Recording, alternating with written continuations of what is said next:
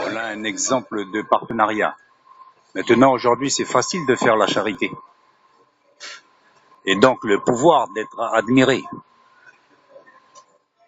C'est très facile aujourd'hui. On peut récolter des invendus dans les supermarchés, des choses qui seront bientôt périmées, et les rebalancer dans une œuvre sociale quelconque, et jouer au Django, quoi. J'ai vu dans une de ces épiceries de grand cœur, comme on dit, faisant attendre les gens, la faisant revenir alors qu'ils avaient des victuailles dans le magasin.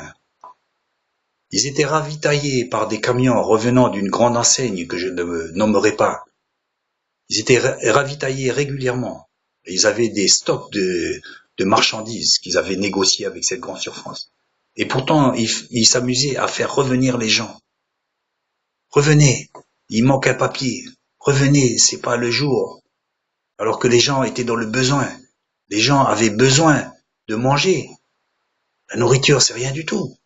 Aujourd'hui, la nourriture, on la trouve dans la poubelle, c'est gaspillé. Beaucoup de nourriture. Non.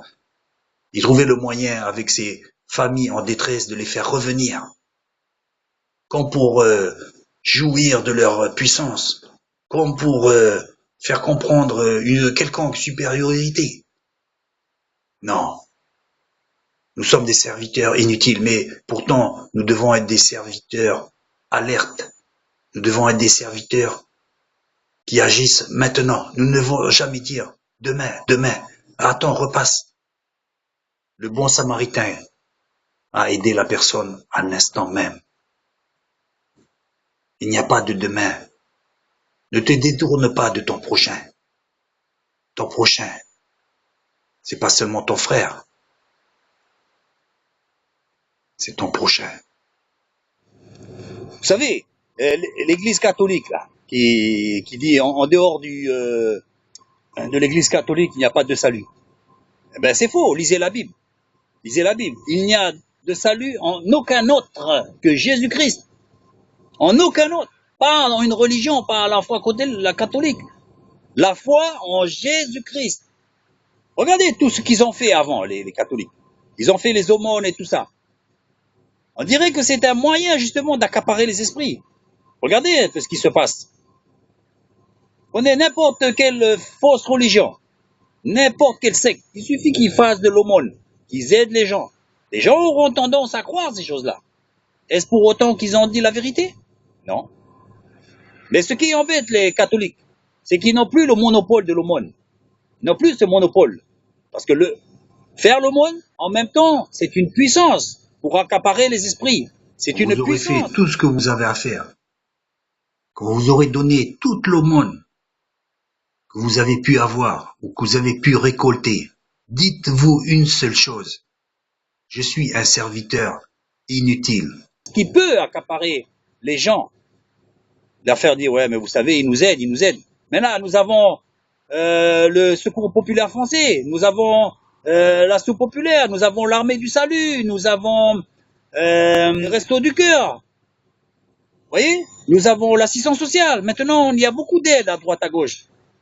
L'Église catholique n'a plus le monopole. Et ce qui les fait rager de cela, il le fait la rager. Déjà qu'elle n'a pas la doctrine, pas la vraie doctrine. Beaucoup de gens ouvrent les yeux et voient ce qui se passe. Elles voient les richesses, la Banque du Vatican. Elles voient toutes ces choses-là. Les gens ne sont pas dupes. Les gens ne sont pas dupes. En fait, il n'y a de salut qu'en Jésus-Christ. Les catholiques peuvent bien aider, c'est bien. Ils ont qu'à aider. C'est le devoir de tout homme. Mais ce n'est que de l'humanisme. Il faut aider les gens. Beaucoup de gens, ils aident avec quoi? Bien souvent, c'est de l'argent clochardé. De l'argent, je ne pense pas que ça vienne de leur poche. Quand même bien, ça viendrait de chez eux. Il faut aider les gens. On aide les gens pas pour qu'ils adoptent notre doctrine. On aide les gens de manière désintéressée. Si je vais à l'assistance sociale et qu'ils me donnent quelque chose, est-ce que je vais dire, voilà, maintenant j'ai la religion assistance sociale? Je vais pas les encenser aussi et puis prier l'assistance sociale, merci l'assistance sociale, merci le Secours populaire français, je prie les Restos du Cœur de me bénir aujourd'hui. Ben non! Mais ils n'ont plus le monopole de ces choses, non? Beaucoup de ces gens-là, ils pestent parce qu'ils n'ont plus le monopole de le monde. Le monde, ils voient ça, non pas tellement pour certains comme une charité, mais comme un moyen, une puissance pour pouvoir dire, voyez, moi je vous aide, hein. Alors écoutez ce que je viens de dire, écoutez.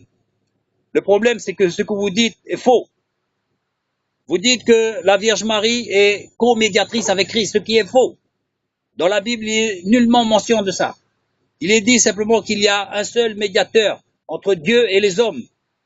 Et ce médiateur, c'est Jésus-Christ. Il n'y a qu'un seul chemin, une seule vérité, une seule vie, c'est Jésus-Christ. Nul ne vient au Père que par Jésus-Christ. N'oublions pas ça.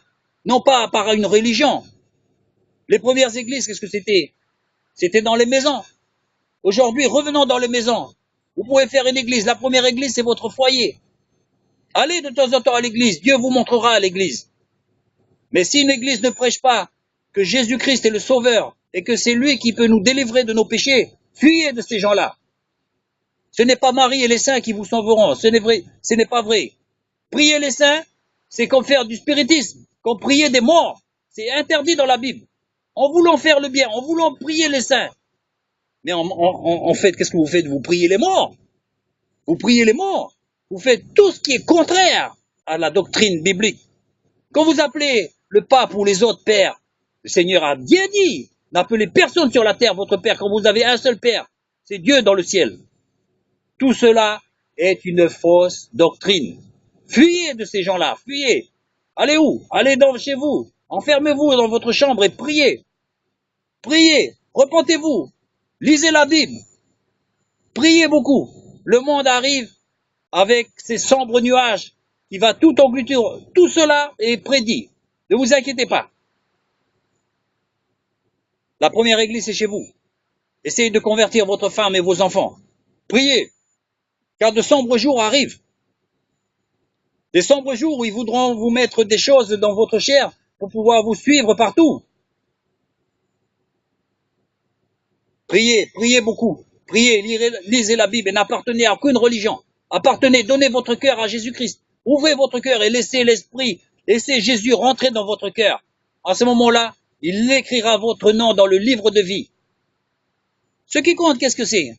Vous allez partir, tous nous allons partir de cette terre. Ce qui compte, qu'est-ce que c'est? C'est d'avoir son nom écrit dans le livre de vie. Pas sur le registre de baptême d'une quelconque religion. On s'en fout de ça. On s'en fout de ça. Ce qui compte, c'est d'être né de nouveau. Ce qui compte, c'est d'être enfant de Dieu. Que Dieu nous aide, que Dieu nous bénisse.